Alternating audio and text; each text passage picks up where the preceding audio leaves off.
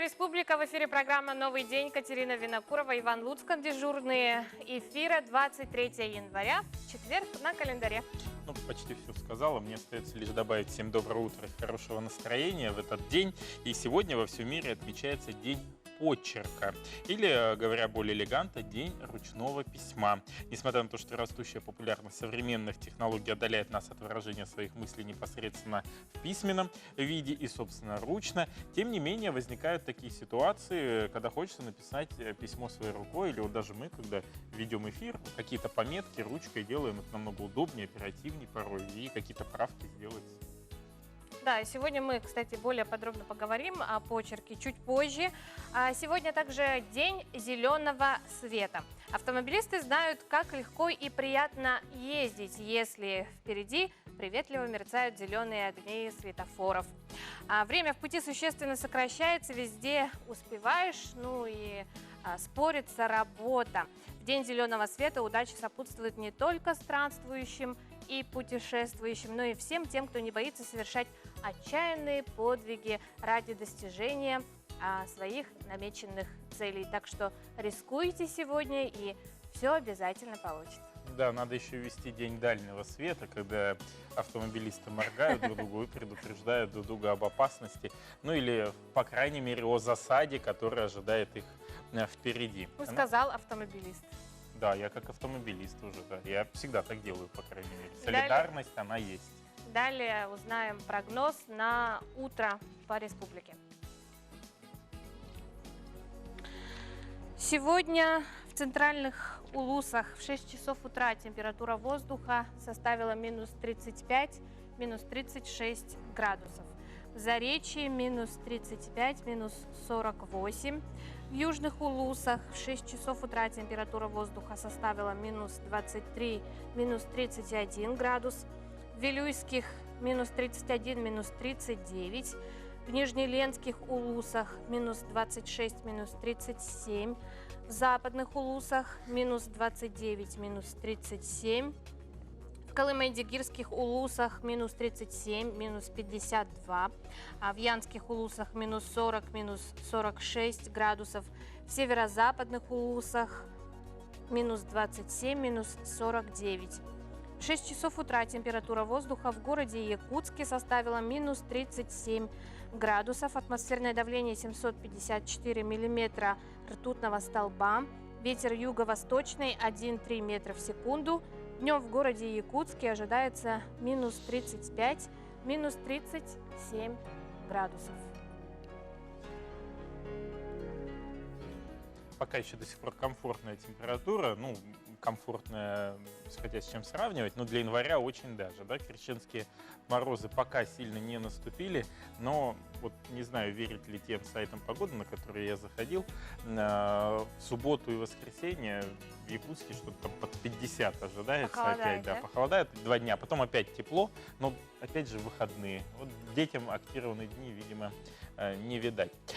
8 914 279 22 62 – это наш студийный номер, на который вы можете отправлять ваши WhatsApp-сообщения.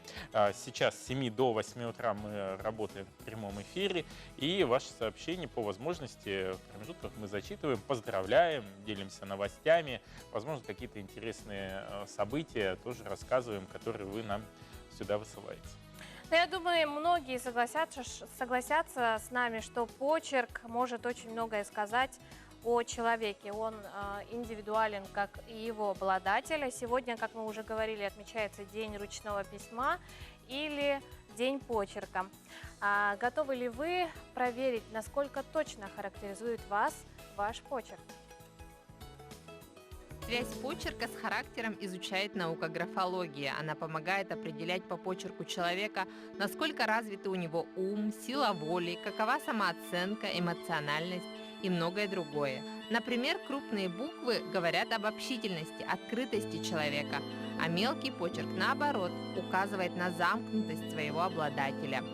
Угловатые буквы – признак эгоизма, а круглые – доброты и щедрости. Скорость написания, да, вообще характер написания зависит от нервной системы человека. А как мы смотрим на аккуратность, да, на расстояние между строками, на исполнение этих строк, на то, как они прямо идут, криво идут, насколько сильно идет нажатие, да, насколько человек обращает внимание на детали в почерке. Мы попросили наших коллег написать пару строк и с этими бумагами направились к психологу за анализом. Этот человек организованный, да, судя по тому, что у него строки идут прямо. То есть он может придерживаться порядка, правил. Размер почерка.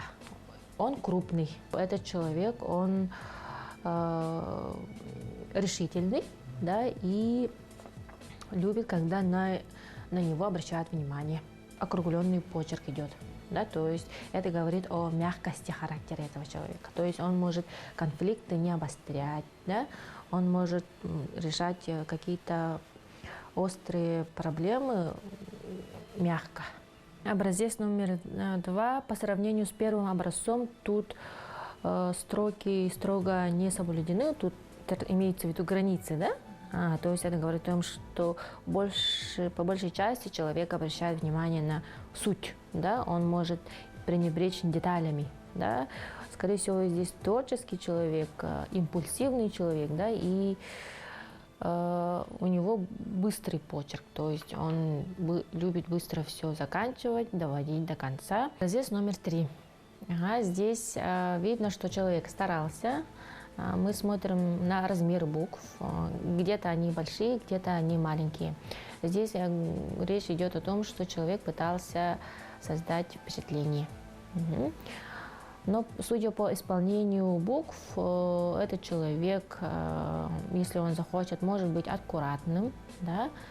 Но он, скорее всего, больше творческий человек. Вот такие интересные итоги. Даже не зная человека, по завиткам, нажатию руки и многим другим особенностям можно очень точно описать даже незнакомого человека. Мария Павлова, Арсен Степанов. Новый день. Якутск.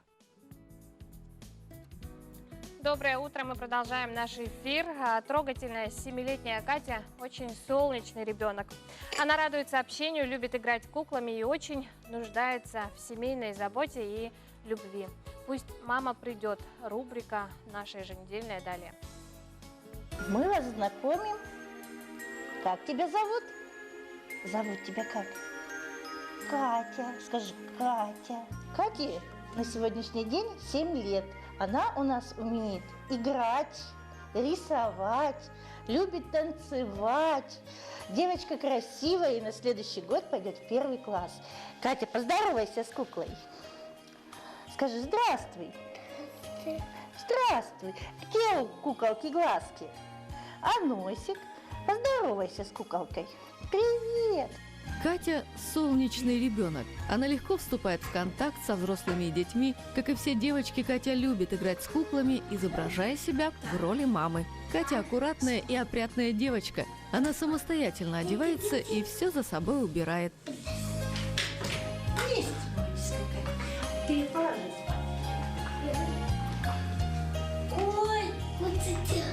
Послушно выполняет любые поручения, с удовольствием учится чему-то новому.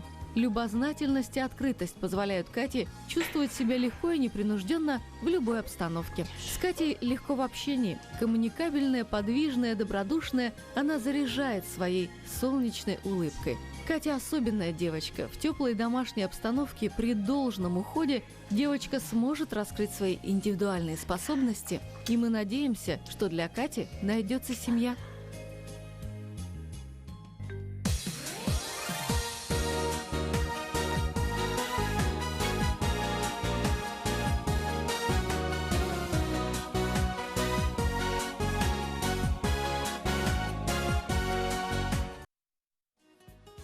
Порой в библиотеке можно найти не только книги, но и посмотреть работы творческих художников. Так, в Национальной библиотеке Якутии на днях открылась персональная выставка художника-графиста Терезы Пачека-Чавес. Камерная выставка включает в себя графику и живопись.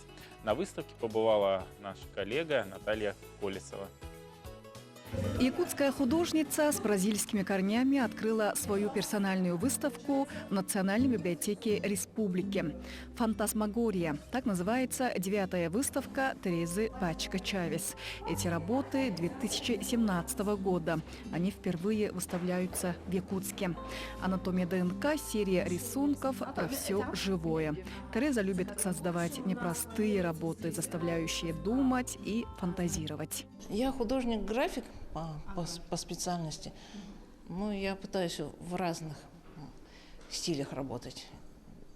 В основном у меня живописно получается, даже графика у меня как-то живописная выходит. Больше я работаю в цвете, конечно. А так у меня вот совсем недавно открылась своя моя, можно сказать, персональная галерея картинная в ретро-музее техники. Вот.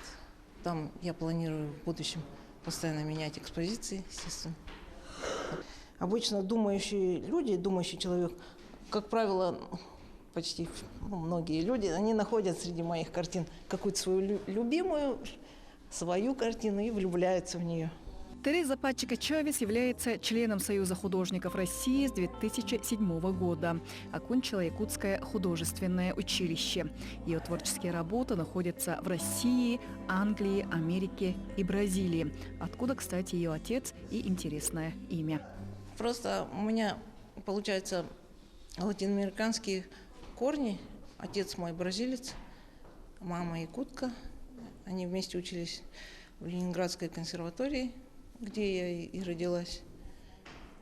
Вот. А так как у нас был железный занавес, там маме не позволили выехать за рубеж. Когда еще были живы мои бабушка с дедушкой бразильские, то мы постоянно переписывались, они присылали посылки, когда я была маленькая. Такая идея создания галереи художников пришла сотрудникам Национальной библиотеки. Их задумка воплотилась в апреле 2018 года, где первыми выставлялись многолетние партнеры библиотеки Арктический институт культуры и искусства. Получается, третья у нас выставка. Графика очень интересного, самобытного, уникального, с интересной, очень родословной, необычной персоны. Мы вообще, собственно говоря, рады тому, что возникла такая удачная очень идея и мысль, поскольку библиотека это всегда является центром такой духовности, культуры. С экспозицией Терезы Пачка-Чавес можно ознакомиться до конца марта. Девушка активно участвует в различных республиканских, всероссийских и международных выставках. Наталья Колесова, Александр Слепцов. Новый день. А что ты на себя смотришь-то? В эфире все-таки? Иван Петрович, ну как я выгляжу? Ну, вроде неплохо, нормально, для эфира пойдет. Спасибо. В том, чтобы выглядеть подобающе, мне кажется, любой девушке, женщине, конечно же, помогает и макияж, и визажисты, и различные стилисты. Больше всего помогает в убеждении этой цели, конечно же, не только окружающий, но и зеркало. Кого ты видишь в зеркале? Каково твое отражение? Нравится ли оно тебе? Как часто ты оцениваешь свое отражение? На все эти мысли нам наводит наличие зеркала. А что такое зеркало? Давайте узнаем. Тысячи лет назад зеркала все еще делали из полированного плоского куска металла, и стоили такие зеркала настолько дорого, что мало кто мог позволить себе эту роскошь. Крестьянин, который хотел увидеть свое отражение, ходил на пруд и смотрелся в водную гладь. А зеркало в полный рост, можно сказать, даже более недавнее изобретение, ему около 400 лет. Археологи обнаружили первые небольшие зеркала из олова, золота и платины, относящиеся к эпохе бронзы. Вогнутые зеркала появились в 1240 году. Выдували стеклянные шары, в которые вливали расплавленное олово. Они растекались ровным слоем по внутренней поверхности, затем шар разбивали на куски. В начале 16 века зеркальщики научились делать плоские зеркала, горящий цилиндр из стекла разрезался вдоль, и эти половинки раскатывали на медной столешнице, получая листы стекла. Современные зеркала делаются с помощью серебрения, нанесения тонкого слоя серебра или алюминия на заднюю поверхность стекла. Юстус фон Лейбек изобрел этот способ в 1835 году, но большинство зеркал сегодня делаются с помощью разогретого в вакууме алюминия, который сцепливается с охлажденным стеклом. Теперь давайте рассмотрим более редкие типы зеркал. Акустические зеркала. Акустические зеркала – это огромные бетонные тарелки, построенные отражать и распространять звук, а не свет. Английские военные использовали такие зеркала для изобретения радара, чтобы отражать воздушные атаки.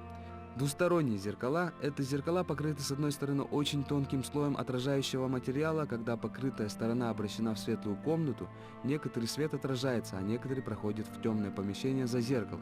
Таким образом позволяет видеть из освещенного помещения, а само помещение извне не видно. Как пример, подобные зеркала используются в полицейских участках для опознания преступников. Максим Гоголев, «Новый день». Спасибо Максиму за такую интересную информацию о зеркале. Вот задача ведущих всегда держать осанку вот так вот ровненько, да, хотя не всегда это получается, потому что, старость не радость. Это вот у Кати, она молодая, и она всегда, оп, а я уже все, старею, уже как-то к земле, что ли, прижимаюсь. Вот. Но для того, чтобы сохранить осанку, необходимо пройти определенный перечень и упражнений, и надо следить за ней. Пару советов, которые можем дать прямо сейчас. Вообще, в целом, осанка – это поза человека, которую он принимает при движении и в покое. У каждого человека своя осанка, которая определяется строением тела, наследственностью и другими факторами. В процессе индивидуального развития ребенок, подросток, взрослый человек, пожилой человек, осанка меняется в течение жизни. Это нормальный физиологический процесс. Общие признаки у правильной осанки следующие. Это шейно-плечевой угол тупой, он не острый и не прямой. Расположение ключиц и сосков симметрично. Лопатки плотно прилежат к грудной клетке, нижние углы лопаток расположены тоже симметрично. Пупок по средней линии, ягодичные складки на одном уровне и подколенные складки тоже на одном уровне. Как можно заподозрить, что у вас какое-то нарушение осанки? Во-первых, вы стали сутулым, у вас появились боли в спине, чувство ползания мурашек по спине, онемение в спине, быстрая утомляемость. Если у вас нарушилась симметрия между правой и левой половиной тела. И вот интересный факт, который я для себя открыл буквально вчера, тоже и почитав, это частые простудные заболевания. Тоже могут быть свидетельством того, что у вас есть нарушение осанки. Но чаще всего нарушение осанки это является результатом плохих привычек, ношения тяжелых сумок в одной руке, неправильная посадка за столом, неправильный подъем тяжестей, заболеваний позвоночника. Допустим, в детстве кто-то перенес рахит или туберкулез костей, остеохондроз позвоночника, недостаточная физическая нагрузка в течение дня, от которой мы сейчас очень часто страдаем, и как следствие ослабление мышечного каркаса. И вот мы уже не в состоянии удержать свое тело длительное время в правильном положении. Существует очень простой метод, как правильно держать осанку. Для этого вам нужно прислониться к стене таким образом, чтобы затылок головы, лопатки, ягодицы, икры ног и пятки касались спины, а между поясничным отделом позвоночника и стеной могла поместиться ладонь. Вот теперь вы смело можете отойти от стены и посмотреть на себя в зеркало сбоку и в профиль. Вот ваша правильная осанка. Старайтесь ее постоянно придерживаться и можете избежать многих проблем с позвоночником. Вот так. Ну а мы продолжаем наш эфир, и тема осанки у нас основная до нашей паузы, которая будет в 7 часов 29 минут. За это время вы можете отправить ваши сообщения нашему гостю. А сегодня у нас в студии гость, это врач.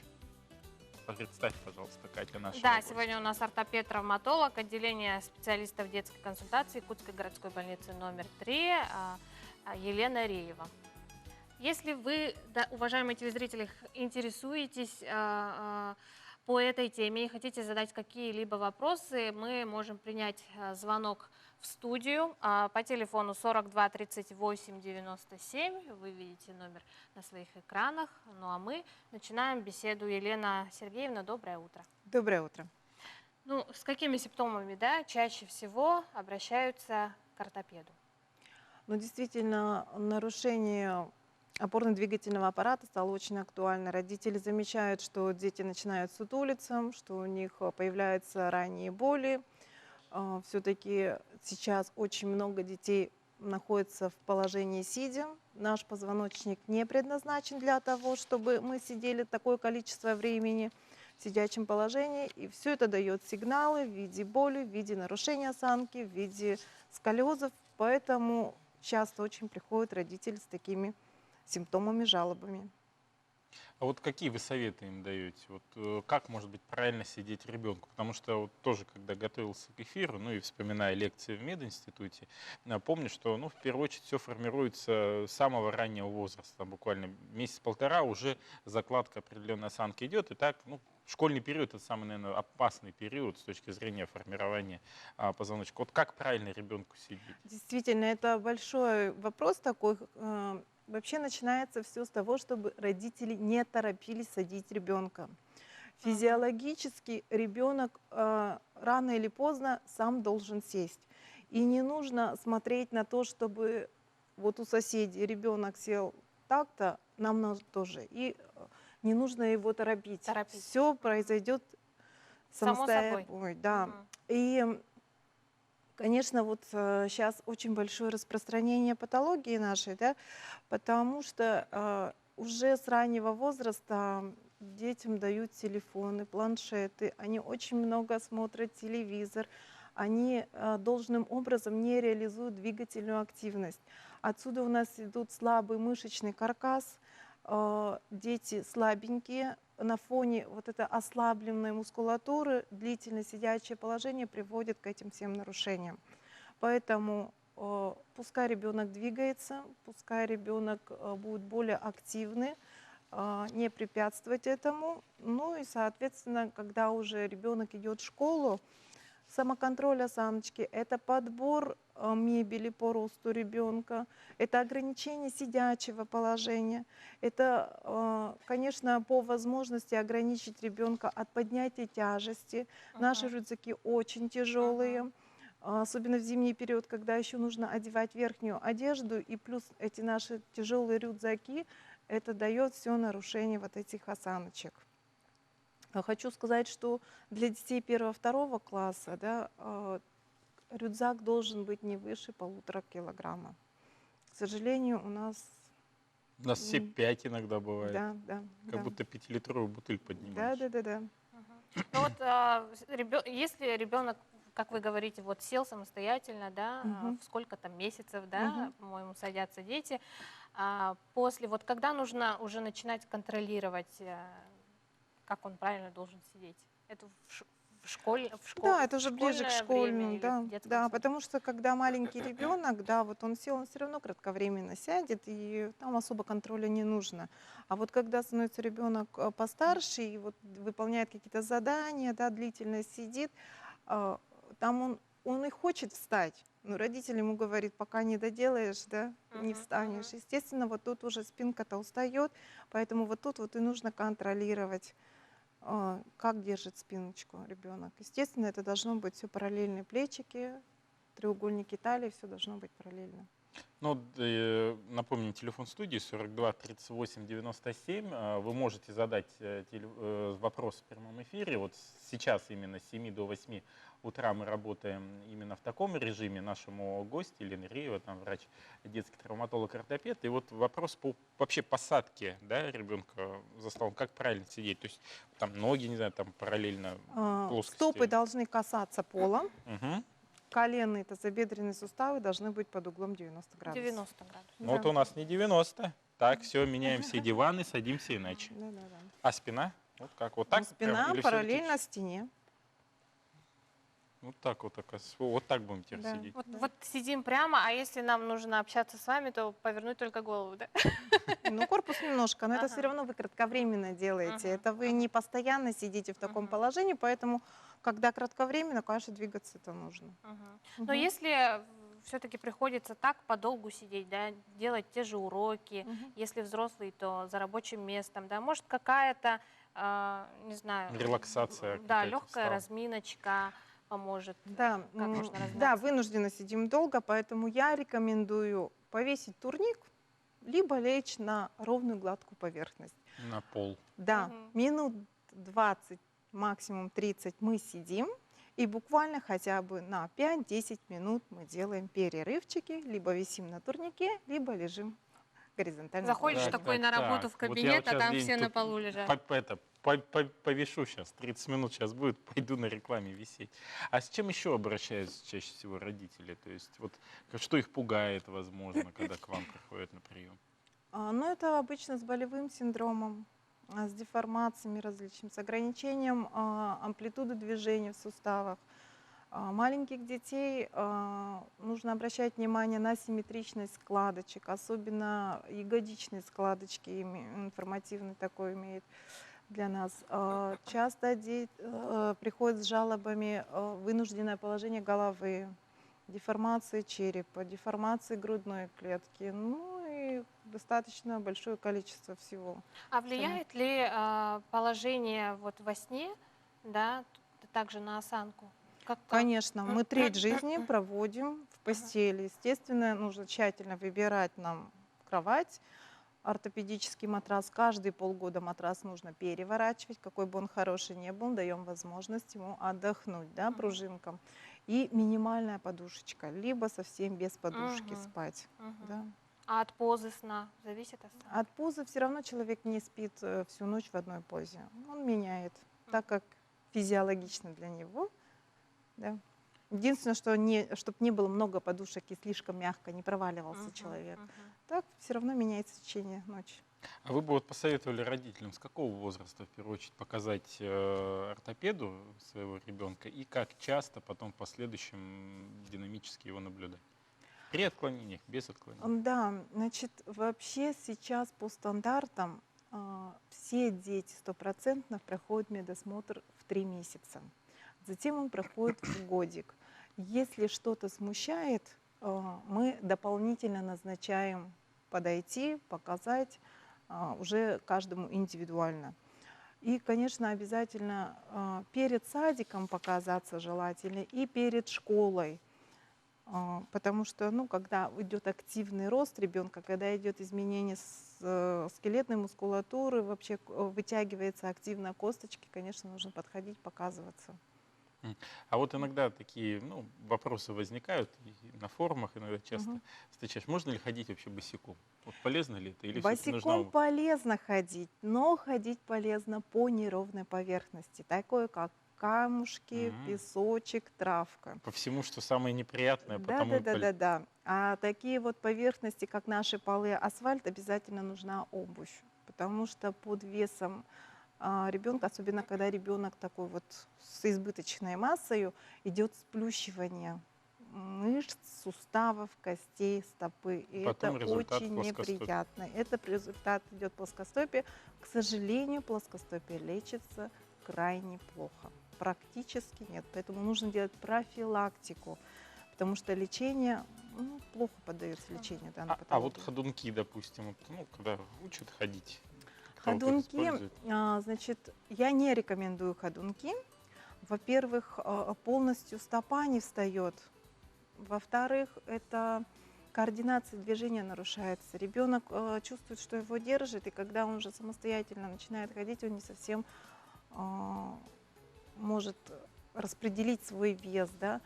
И часто у нас ставят на ходунки очень рано, избегая процесса ползания. А вот когда хруст еще у грудничков в суставах, и тут вот иногда мы вот тоже да, любим. Это свидетельствует о том, что еще соединительная ткань, она не зрелая.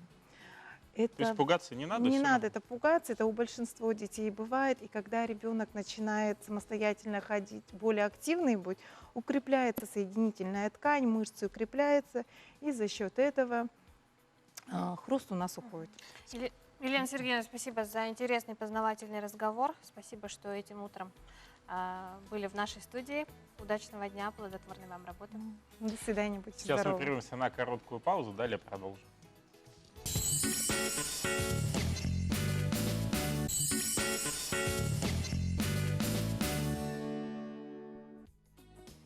Доброе утро. Мы продолжаем наш эфир и рады зачитать сообщения, которые пришли к нам на наш WhatsApp номер.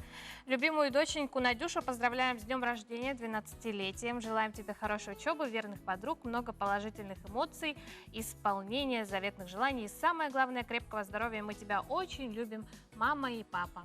Ну а второе сообщение, даже не сообщение, а поздравление, я хотела бы отправить лично свою дорогую, любимую, родную тетю Зою Никифоровну Басову. Я поздравляю сегодня у нее 65-летие. Желаю ей крепкого здоровья, счастья, чтобы дети и внуки тебя только радовали. Тетя Зоя, мы тебя любим. А вот мне некого поздравлять. Я просто поздравляю всех, у кого сегодня праздник и хорошее И дни настроение. рождения, Дни да. рождения, все что угодно. Мы вас всех любим, ценим. И передаем слово информационной службе нашего канала, которая поделится последними новостями в республике, в России и в мире.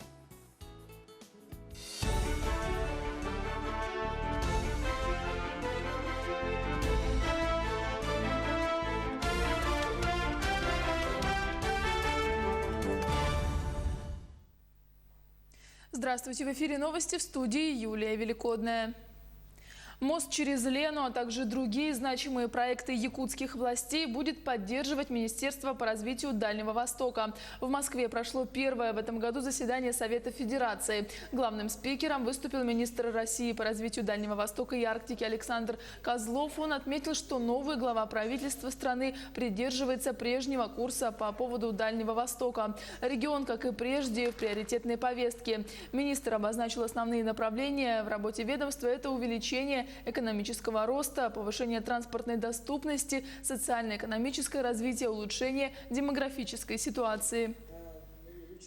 Мы строим вместе с губернатором больницу, кардиологический центр. Мы его полностью профинансировали. Я уверен, что появление этого центра будет способствовать оздоровлению людей. Якутия сегодня в том числе в лидерах по рождаемости. Это очень важно, поддерживать это, поддерживать многодетные семьи, молодые семьи. У нас большая работа, много предстоит ее сделать. В коллегии сильные в Якутии, команда сильная, работать есть. Глава Якутии работал в Эвено-Батантайском улусе. В ходе поездки он ознакомился с работой котельной в селе Джергалах. Животноводческого комплекса Батантай встретился с учащимися и педагогическим коллективом Сакырырской общеобразовательной школы. Затем в улусной администрации прошло совещание по рассмотрению основных направлений социально-экономического развития Эвено-Батантайского улуса на период до 2030 года. Эвено-Батантайский улус у нас находится в очень таких непростых условиях. Это один из самых труднодоступных районов нашей республики. Вместе с тем, я вижу, что здесь люди смотрят на жизнь позитивно, развиваются.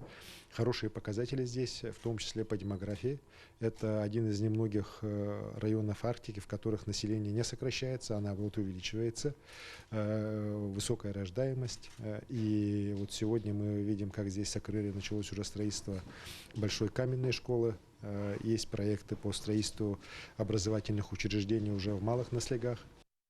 В Якутии 400 сельских семей построили жилые дома. В 2019 году по линии Минсельхоза на строительство жилья в селах предоставлены социальные выплаты на сумму 509 миллионов рублей. Мероприятия по улучшению жилищных условий проведены по госпрограмме. В 2020 году сумма поддержки составит 69 миллионов.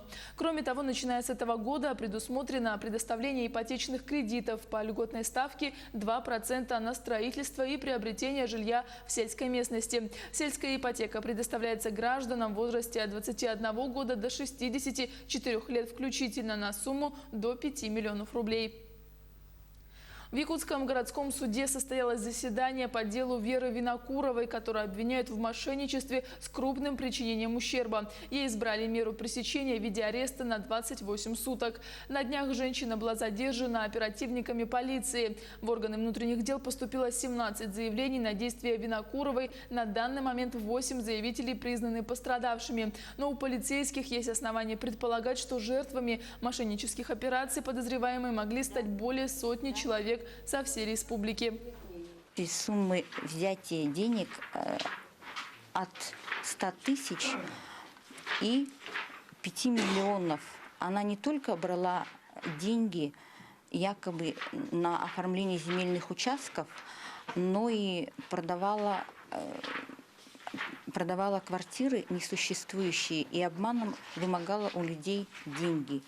Поэтому я хочу сообщить всем пострадавшим, кто еще не подал заявление в органы полиции, явиться в органы полиции, расположенные по улице Горького, и написать заявление.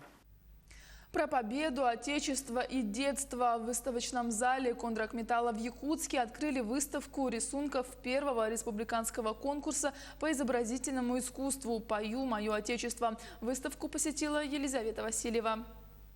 Трогательный рисунок «Разговор с птичкой». Работа ученицы начальной школы. Призового места не занял, но понравился многим посетителям выставки. Там была птичка и ребенок, который играл на снегу. Я люблю рисовать. С 6 лет рисовала. У организаторов первый блин вышел не комом. В конкурсе участвовали около 400 работ из 17 улусов республики. На такой охват и рассчитывали организаторы. Работы принимали целый год по 6 направлениям в рамках проекта «Рисуем все». Дети очень хотят участвовать. Причем у нас были по положению даны форматы разные, но в то же время мы имели один формат, это паспорту должен быть оформлен так, как мы требовали, и формат работы он должен был быть на А3. И дети это все исполнили. Победителем в своем направлении по праву стала работа ученицы 10 класса Наташи Шкулевой из Аймяконского района. Это картина, на которой изображены 5 героев Советского Союза. Владимир Сапожников, Федор Попов, Николай Чусовской, Валентин Павлов и Алексей Миронов. Сама Наташа не смогла приехать в Якутск, но награда обязательно найдет своего героя. А в планах организаторов создание электронного альбома. Елизавета Васильева, Григорий Хлопков, Якутск.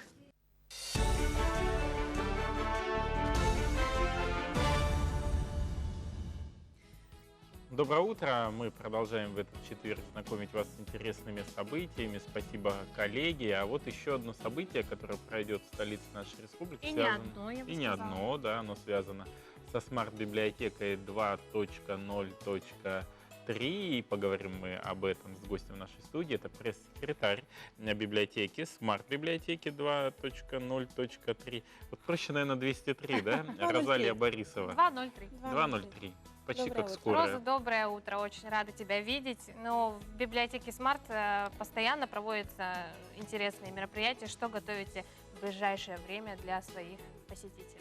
Да, действительно, в нашей библиотеке проходит очень много самых разных мероприятий.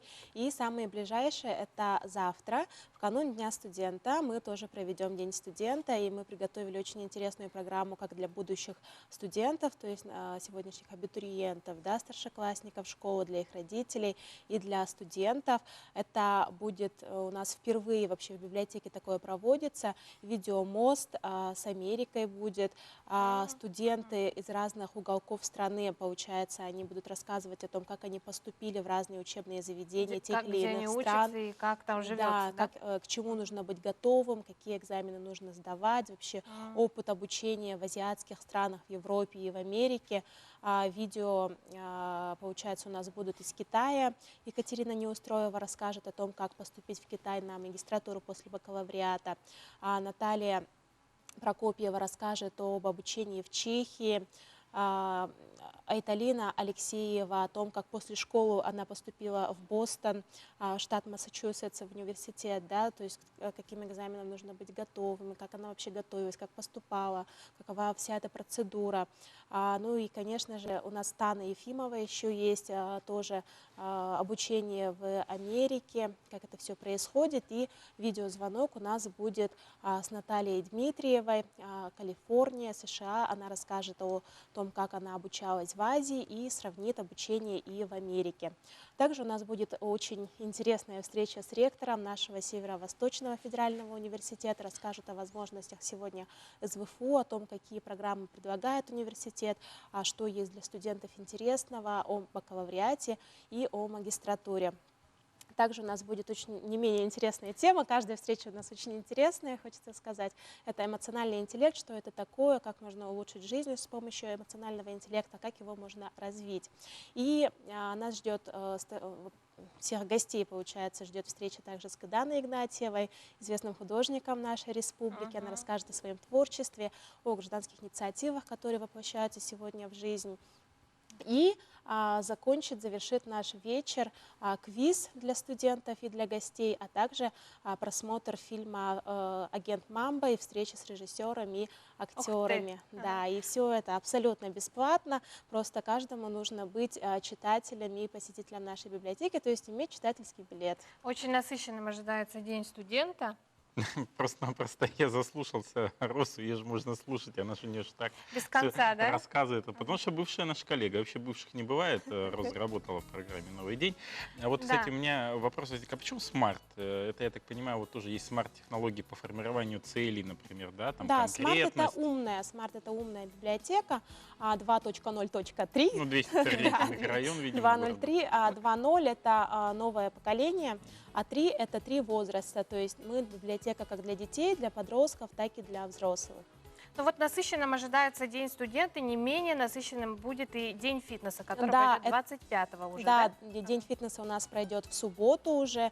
И это вот, знаете, так очень необычно, что в библиотеке вообще может быть спорт и может быть фитнес, а тем не менее... Казалось бы, несовместимые, Да, вещи? несовместимые вещи, тишина, книжные полки и спорт. Тем не менее, смарт-библиотека – это очень необычная библиотека, и мы в этот день собрали лучших тренеров тоже нашей республики, будут участвовать, у нас будут лекции по правильному осознанному питанию, нам расскажут о том, как можно восстановиться после, это будет очень полезно для мамочек, да, после беременности, после родов, будут занятия по аэробике и фитнесу, если пройтись вообще по направлениям, начнется у нас все с йоги, будет представлено 2 йога-центра нашего города, будет кикбоксинг для детей от боксерского клуба, будут представители кроссфит у нас расскажет об основах питания, также будут по аэробике, это победители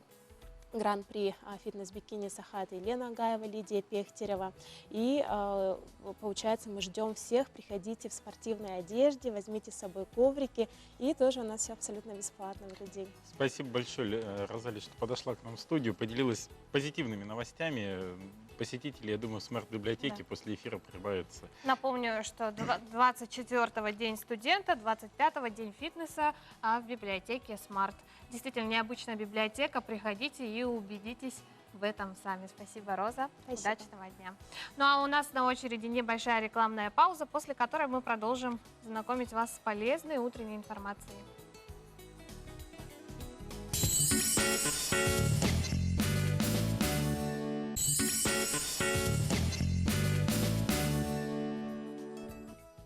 Доброе утро. Напоминаем, что у нас телефон студии остается прежним. Это 8 914 279 22 62. Вот вы видите внизу на ваших экранах номер телефона. Туда можете отправлять ваши сообщения. И мы их зачитываем. В последнее время это чаще всего поздравления с разными событиями. Вот, видимо, пришло, да? Вот и как раз-таки уже подоспели сообщения. Поздравляем нашу любимую внучку Лолиту с днем рождения. Пусть в твоей взрослеющей жизни сопутствует удача, везение во всем. Верим в твою счастливую судьбу. Мы тебя очень любим, дедушка и бабушка. Поздравление отправляется Лолите Ксенофонтовой. Лолита, мы тебя также поздравляем. И еще одно сообщение. Я его уже это с читала. 12-летием было. Так, все. Так, ну вот есть возможность, пока мы будем обсуждать прогноз погоды, который будет сегодня в республике, текущую ситуацию, можете успеть отправить поздравления, зачитаем. Итак, сегодня в 6 часов утра температура воздуха в центральных улусах составила минус 35, минус 36 градусов. В Заречье минус 35, минус 48. В южных улусах минус 23, минус 31 градус. В Вилюйских улусах минус 31, минус 39. В Нижнеленских улусах минус 26, минус 37. В западных улусах минус 29, минус 37 градусов. В Колымаги-Гирских улусах минус 37, минус 52. В Янских улусах утром температура воздуха составила минус 40, минус 46. В северо-западных улусах минус 27, минус 49 градусов. В 6 часов утра температура воздуха в городе Якутске составила минус 37 градусов. Атмосферное давление 754 миллиметра ртутного столба. Ветер юго-восточный 1,3 метра в секунду. А днем в городе Якутске ожидается минус 35, минус 37 градусов. Продолжаем наш эфир и продолжим его мы с информацией о тех вакансиях, которые предлагает Центр занятости населения города Якутска. Смотрите внимательно. Возможно, будет полезная для вас информация. И необходимо, если что, обращаться по адресу Петра Алексеева, 6/1. Требуется машинист крана, крановщик, крановщик автокрана. Для этого необходимо среднее специальное образование, соответствующие документы на управление краном, опыт работы от 3 лет и зарплата от 60 тысяч рублей. Агент по закупкам требуется, контрактный управляющий, высшее образование, опыт работы от 5 лет, зарплата от 45 759 рублей. Требуется юрисконсульт, высшее образование по профилю, опыт работы не менее 5 лет, зарплата от 44 790 рублей. Напомню, что если вас заинтересовали эти вакансии, обращайтесь в Центр занятости населения города Якутска. Это не все вакансии, их там достаточно много по вашим интересам, образованию и возможностям. И мы продолжаем. Этот четверг нам подарит целых 5 киноновинок, среди которых целых 2 комедии, мелодрама, фантастический триллер, а также автобиографическая драма о шахматисте. Ну а чтобы выбрать, какой фильм придется вам по вкусу, коротко ознакомимся с теми в нашей еженедельной рубрике «Киноафиша».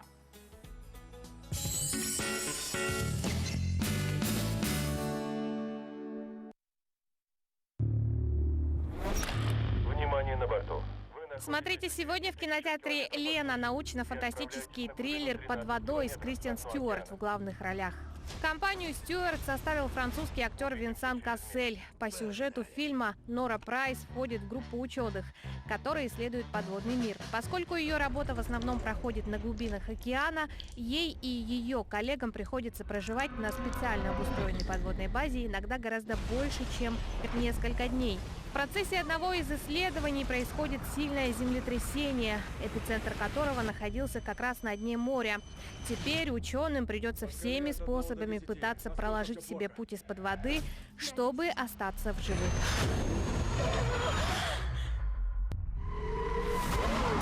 Также смотрите сегодня продолжение известной франшизы Майкла Бэя «Плохие парни». В 3-й главе серии под названием «Плохие парни навсегда» вернулись к своим знаменитым ролям Уилл Смит и Мартин Лоуренс. Сажать преступников достали. Действие разворачивается спустя 17 лет после событий 2-го фильма. По сюжету Бёрнетт поссорился с напарником и оставил службу в полиции Майами, занявшись частной сыскной деятельностью.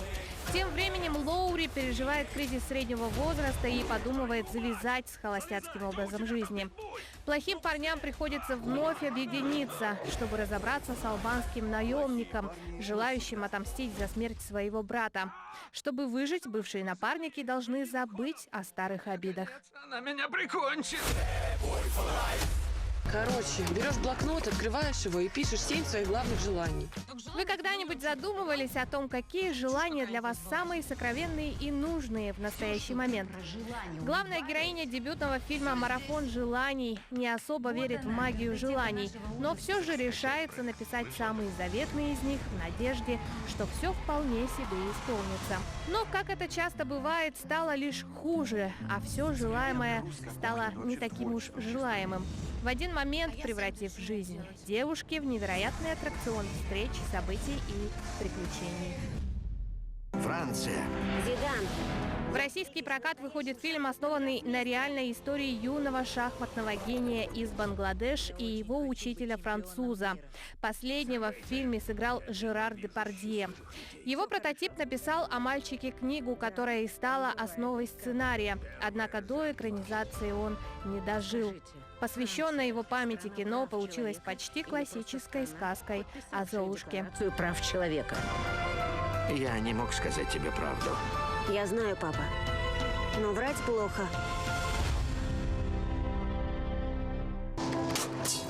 Спасибо. Но думаю, Они встретились друг с другом на рассвете своей взрослой жизни, когда чувства побеждают страх и преодолевают любые преграды. Молодые и влюбленные, они проводят вместе каждую секунду. Однако любовь с первого взгляда не может длиться вечно, и на это есть серьезная причина. Мы желаем вам отличного настроения и приятного просмотра. Близко к горизонту. Доброе утро. Рады зачитать сообщения, уже последние, которые пришли на наш WhatsApp номер. Передаем привет всем своим землякам городу Покровск. Пусть день для всех сложится удачно. Также поздравляют Сардану Петровну Аржакову с юбилеем. Счастья, радости, здоровья и всех земных благ. Целуем, родные. А также интересуются у нас телезрители, где сейчас ведущая Ларина Сукуева. Ларина Сукуева временно находится в отъезде, но обязательно к нам вернется. Так что ждем. Может быть. Нет, обязательно. Ну, будем надеяться. Значит, Кто-то, видимо, не очень хочет. Да, я не знаю, кто не хочет. Значит, а мы продолжаем наш эфир. У нас в студии гость. Это исполнительный директор Федерации настольного тенниса Республики, старший тренер Республики среди учащихся, отличник образования Республики, отличник физической культуры и спорта Республики Иванова Аркадий Никифорович. Доброе утро, Аркадий Никифорович. Доброе утро. В ближайшие дни состоится чемпионат Дальнего Востока по настольному теннису. Кого он объединит и где он будет проходить? Чемпионат Дальнего Востока проходит уже с сегодняшнего дня, будет проходить с 23 по 26 января в спорткомплексе 50 лет Победы. Приехали участвовать из 8 регионов спортсмены, и впервые участвует Камчатский край, мужская команда, 8 мужских команд и 4 женские команды будут бороться за первые места. Ну и хочу сказать, что фаворитами соревнований являются среди мужчин Приморский край. У них 3 легионера приехали играть, и это те, которые имеют всероссийский рейтинг за 1000. Вот. А у нас самый лучший рейтинг у Василия Румянцева, нашего мастера спорта России. И у него рейтинг 970. Вот. 970, чуть-чуть еще, да? Да. Ну, за нашу команду будут играть Румянцев Василий, Ли Сергей, Колобысов Михаил из Мегино-Канкаласского улуса. И также будут защищать Капитона Богдан из города Вилюйска и Эртюков Михаил из Татинского улуса. А среди женщин у нас в команду включены Тихонова Ольга, город Якутск, Федорова Арина, Чуя, Мегино-Канкаласский, также Петрова Инна, которая сейчас, ну, сама она из Амги, но сейчас работает в втором Коммустахе-Намском МУСе. Так, дальше, значит, будут играть Наговицына Анита, Амгинский улус, и так, Ефимова Александра из Нюрбы. Вот. Команда у нас такая будет.